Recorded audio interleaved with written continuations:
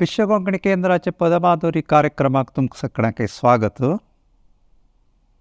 आमी कितली वेळ म्हणटाची कसं कर्म हें कसं कर्म वाण घाला माराया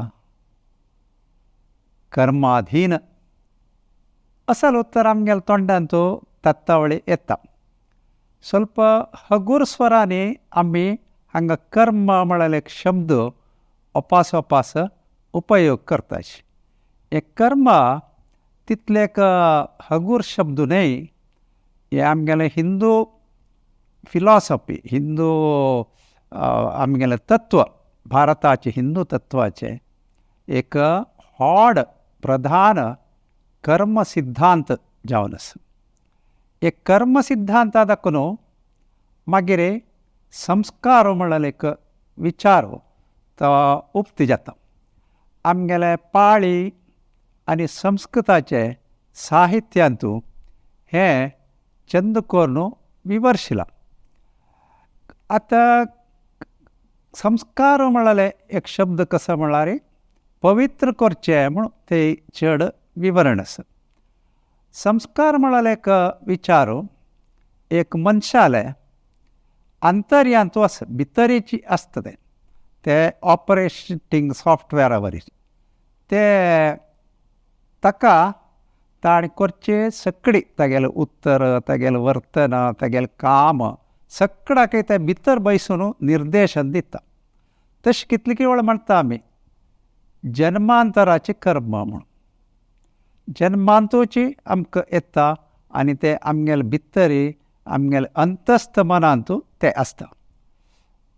हे संस्कार कांय चडून करूं येतवे साध्य आसा ताका आमी योग म्हणचे. ह्यो योग वाटेर आमी हाका ಸ್ವಲ್ಪ आनीकय रिफायन करचें म्हणटा न्हू तशें करूं येता.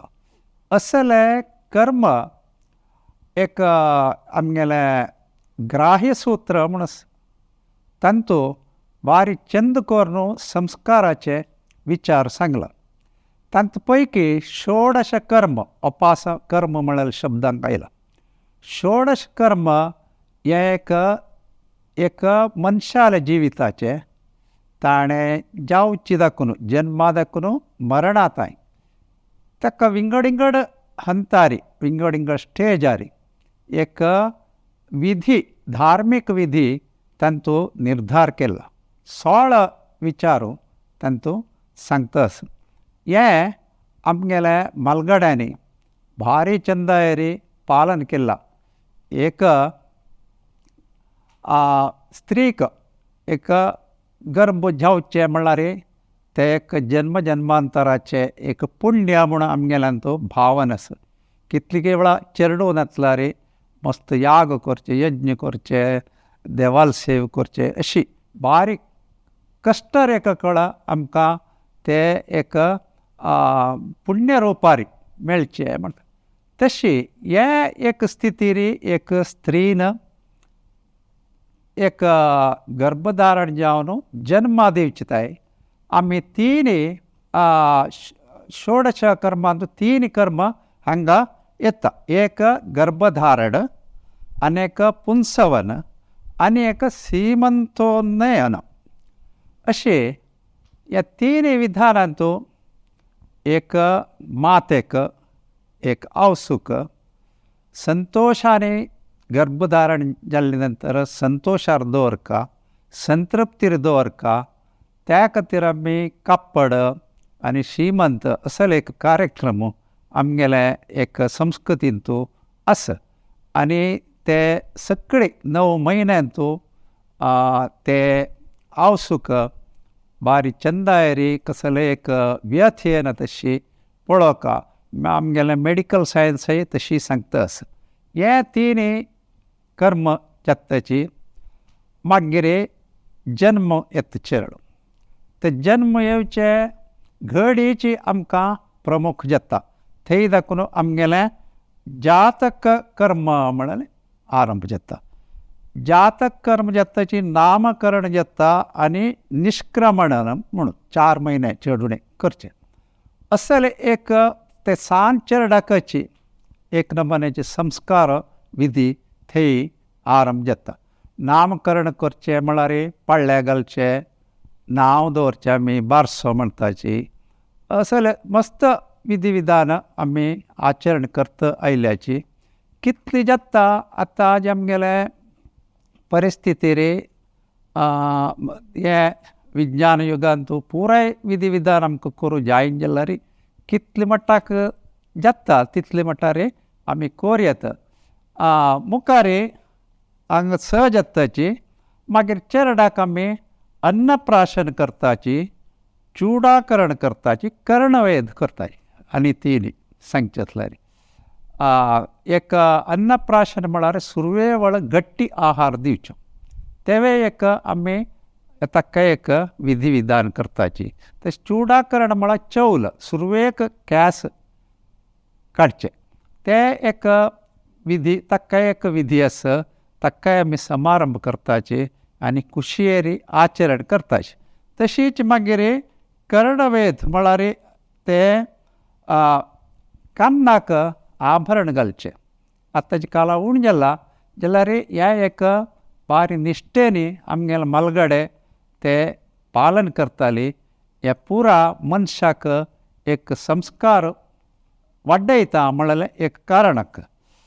आनी मागीर चेडो व्हड जाता ताजे विद्येचे एक आरंभ जाता.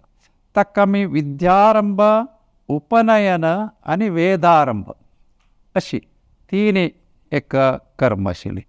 विद्यारंभ म्हळ्यार सुरवेकची स्कुलां सेर्सूच पयस फुडें ते चेरडाक तांदळार बसोवचें असले एक एक विंगड एक क्रम फुडें देखून आशिल्लो.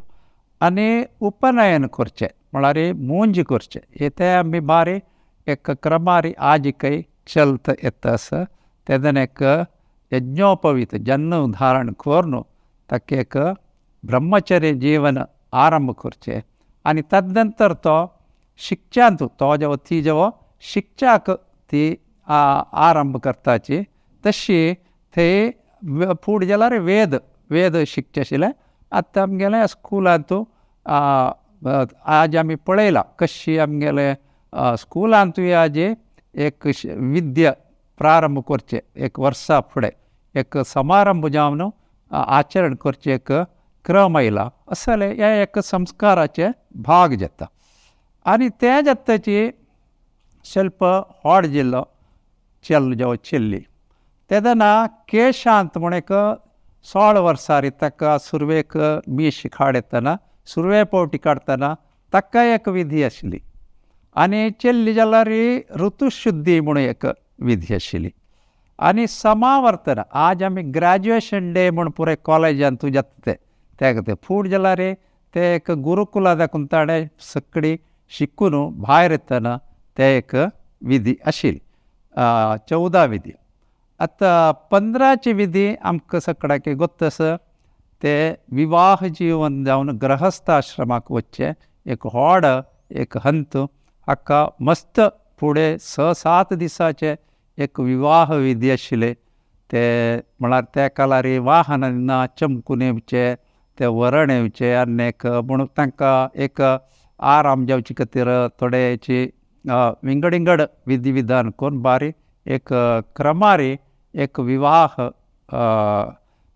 कर्म ते एक षोडश कर्मांत व्हड एक स्थान आजिकय आमी आचरण करता आयल्याचे. ताजे नंतर मनशाले अंत्येश्टी म्हणटा ताका अंत्यसंस्कार.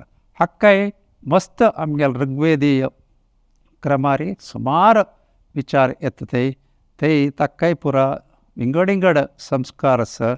म्हळ्यार मेल्ले नंतर आमगेले आत्म ते लीन जावचे खातीर ताका आमी जावक येल्ले पुरा विधी विधान धार्मीक विधी आचरण करता म्हणून आमगेले हे एक कर्म सिद्धांतांत इतले विचार संस्काराचो आमी कितलेय हाजे विवरण आनीकय मस्त घेवयेत जाल्यार एक सान तुमकां परिचय हांव षोडश कर्माचे दिल्ले.